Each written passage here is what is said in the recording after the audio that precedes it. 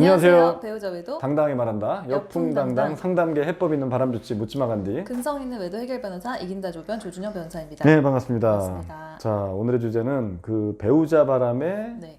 굴복하지 마시라. 저는 이제 굴복하지 말라고 늘 이렇게 강조를 하지 않습니까? 네. 굴복하지 말아야 되는 두 가지 이유가 있다. 네. 왜 굴복하지 말아야 되겠습니까? 배우자 바람에. 그럼 하긴 뭐 그러네. 굴복하면 또 어쩔 거야. 굴복하는 것도 아니잖아. 가뜩이나 짜증나 죽겠는데 거기다 왜 또 굴복을 해 우리가. 근데 이제 주변에 자꾸 이렇게 종용하는 사람들이 있어요. 굴복해라. 이혼하라는 거지. 이혼하라는 게 굴복하라는 거죠. 그러니까 굴복이라는 말을 되게 잘 포장해서 그렇죠. 용서하라, 뭐 품어줘라, 좀 잘해줘라. 잘해줘라. 아니면 이혼해라. 네. 이런 것들이 다 굴복하라는 그게 얘기예요. 다 어떻게 보면 굴복이죠. 좋게 그러니까 포장된 말이지만. 세상에는 거의 굴복을 종용하는 메시지들이 너무 난무한다. 네. 바람에 대해서. 네. 왜냐하면 첫 번째는 일단 그 난무하는 이유가 뭐냐면 이거를 첫 번째는 뭐냐면 이거를 어떤 마음 떠난 걸로 보는 거야. 마음이 떴다. 야, 같이 살다가 네 배우자가 마음이 떴는데 어떻게 할 거냐 라고 보기 때문에 네. 그러니까 개인과 개인 간의 문제로만 치부하는 거예요. 네. 그건 제가 이제 두 번째 이유인데 일단 네. 첫 번째로 가야 되니까 또 여기서 확장하면 안 되고. 네. 자, 일단 개인과 개인 간의 문제로 치부하면서 마음 떠났기 때문에 어쩔 수 없다. 뭐 남녀 간의 관계가 마음 떠나면 끝난 거 아니냐? 그렇지. 뭐 일견 맞는 얘기 같잖아요. 그죠? 네. 저는 이거 한 방에 반박할 수 있지. 저는 늘 그러잖아요. 마음 떠난 게 아니라 뭡니까? 두 글자. 때문에. 조변유. 그렇죠. 네. 그렇죠. 중독이다. 네. 변심이 아니라 중독이다. 네. 이렇게 하는 게 좋겠는데 두 네. 글자씩. 변심, 삑, X. 중독, 동그라미. 왜냐하면 마음이 뜬 거는 제가 누차 강조하듯이 예전부터 바람나기 전부터 계속 그 시그널을 보내야 돼요. 네. 계속 뭐 어떤 특정 거 가지고 시비 걸고 이게 문제다 이혼하자 끝내자 계속 이 마음이 뜬 게 계속 보여져야 돼. 네. 이렇게 마음이 뜬 게 꾸준히 이렇게 발전되는 거지. 그래서 전부터 쭉 이렇게 과거 거를 이렇게 쫙 반추해 보면 꾸준하게 나한테 지적질하고 꼬투리 잡고 이런 경우가 굉장히 많은 거. 그게 쌓여가지고 이제 마음이 떠가지고 갑자기 이혼 요구하는 거. 이거는 마음이 뜬 게 맞아. 이건 저도 방법 없어. 네. 그리고 마음이 뜬 거는 상간자의 존재와 무관한 거지. 상간자가 보통 없는 경우가 많죠. 네. 상간자가 그냥 없는 상태에서 네. 진짜 마음이 뜬 거야. 그렇게 이혼하는 경우도 있잖아요. 그런 경우는 상대방도 알아. 나도 알아. 마음 뜬 거를. 나도 떴어. 네. 어차피 같이 뜨는 거거든요. 그렇게 네. 되면. 그러면 정당하게 이혼하는 대부분의 진짜 정정당당한 이혼이지. 누가 누구 한 사람이 한 사람 뒤통수 때리는 게 아니라 정정당당하게 이혼하는 그런 경우는 네.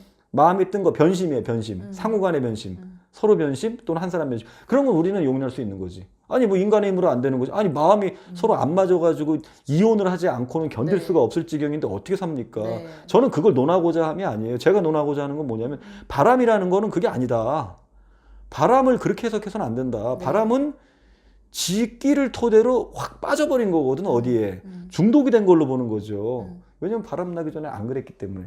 그래서 중독이다라고 보는 거는 우리가 중독자들을 보면 뭐 마약이나 도박이나 알코올 중독자 보면 네. 중독 전 후가 정확히 다르다는 얘기예요. 그렇죠. 중독 전에는 그렇게까지 안 했던 사람이 중독이 되니까 이렇게까지 한다. 네. 이게 정확하게 구별이 되면 이건 중독이다. 네. 근데 대부분 제가 아는 바람들은 또 주변에 얘기하는 사람들 여러 사연들 그리고 뭐 저한테 상담하시는 분들 보면 대부분 그 상간자 만나기 전과 후가 확연히 달라진단 말이죠. 네. 만나고 나서부터 갑자기 지적질하고 꼬투리 잡고 눈빛 이상해지고 막 네. 집에서 막 안절부절 못하고 휴대폰 끼고 살고 동선이 이상해지면서 그러면서 간간히 별거 얘기 흘리다가 급기야 이혼 얘기까지 흘리고 이렇게 되는 건 이건 중독이다. 네. 변심한 어디에 빠진 거다. 그래서 뇌가 마비된 상황이다. 그래서 이건 내 탓이 아니다. 그 사람 탓이다. 그 사람이 원래 끼가 있는 사람인데 바람에 취약한 거죠. 취약성을 타고난 사람인데 그게 빠진 거다. 네. 근데 왜 이걸 포기하냐고. 우리가 중독자 가족을 두면 중독자 물론 너무 심하게 뭐 알코올 중독 심해가지고 행패 부리고 이러면 뭐 덜컥 뭐 사람을 안 보죠. 뭐 그냥 헤어지자 그러고 끝내고 뭐 자식으로도 안 보고 부모로도 안 보고. 근데 일단 노력은 하지 않냐. 중독 끊는 식으로 노력을 한다는 얘기지. 맞아요. 그냥 포기하는 게 아니라. 그래서 바람난 그런 경우는 중독으로 보고 중독 프로그램식으로 우리가 강제로 끊어놓으면 해결이 되기 때문에 네. 우리가 굴복할 필요가 없다. 맞아요. 배우자로서 이제 그 상대방이 그런 병적인 중독에 빠졌을 때 그거를 방치하고 보호하지 않는 것도 어떻게 보면 약간의 그 이제 의무를 다하지 않는 그렇죠, 그렇죠. 경우가 될 수 있는 거죠. 그렇죠, 네, 그렇죠. 그러니까 나름의 이유를 나름의 이제 조치를 다 해보고 그렇죠. 중독을 치료하려는 도움을 옆에서 줘야 된다. 그렇죠, 그렇죠. 라는 그 얘기죠. 그걸 한번 해보고 네, 안 됐을 때 이혼을 하는 그걸 거죠. 해보자는 거죠. 네. 그래서 이거는 어떻게 보면은 이게 변심이라고 보면 괘씸한 거거든. 네. 짜증나잖아. 그쵸. 내가 뭐 어디가 부족해서 내가 부족해서 변심하는 경우가 많은 거지 사실. 아니면 그 사람의 기대치에 못 미쳐가지고 변심하는 거잖아요. 네. 근데 중독이 된 거기 때문에 사실은 기분 나쁠 것도 없다. 안타깝게 봐야 되는 거다. 네. 아, 제가 중독됐구나. 네, 저게 네, 빠졌구나. 그래서 완전히 그냥 전두엽이 마비되고 뇌가 마비돼가지고 지금 횡설수설 하는 거구나. 그렇죠. 그렇게 해석을 하자는 얘기야. 그러면 기분 나쁠 것도, 네. 아, 미친놈이 됐구나. 안타깝다. 건져내줘야 되겠다. 뭐 수렁에서 건지는 거 있잖아요. 우리가 중독으로부터 우리가 건져내자. 네. 건져내자는 컨셉으로 가자. 네. 건져내야 되는 상황에서 왜 굴복을 하냐고. 굴복이라는 거는 내가 뭐 그냥 자포자기하거나 포기하거나 또는 이혼하거나 뭐 그냥 손 놓고 있는 거는 변심했을 경우죠. 네. 그거는 뭐 방법이 없지. 변심있는. 저 사람은 저렇게 약하게 끼를 가지고 태어났고 네. 그다음에 그 끼에 어떻게 상황에 맞물려 가지고 그렇죠. 외도라는 거에 이제 부딪히게 됐으니까 그러니까. 완전히 이제 부부간에 멀어진 게 아니라 그 사람의 그렇죠. 어떤 고통을 겪고 있는 거니까 그거를 이제 도와줘야 된다. 그렇죠. 그래서 그렇죠? 첫 번째는 변심이 아닌 중독이기 때문에 네. 절대 굴복할 필요가 없다. 네. 건져내주자. 두 번째, 이거는 개인 간의 문제가 아니다. 개인과 개인의 문제로 자꾸 치부를 해. 네. 아니 그런 게 어딨어. 우리는 가정을 일궜는데 가정은 시스템이다. 시스템적으로 접근하자. 네. 개인과 개인 연애 시절에는 마음껏 깰 수 있어. 아 솔직히 갈아타는 거 뭐 다반사지 연애 시절에 그렇잖아. 뭐 내가 뭐 그냥 얘랑 결혼도 안 한 상태에서 뭐 애가 있는 것도 아니고 뭐 양쪽 집안에 뭐 그거를 한 것도 혼인신고한 것도 아니고 뭐 그런 상태에서야 뭐 좀 물론 좀 미안하긴 하지.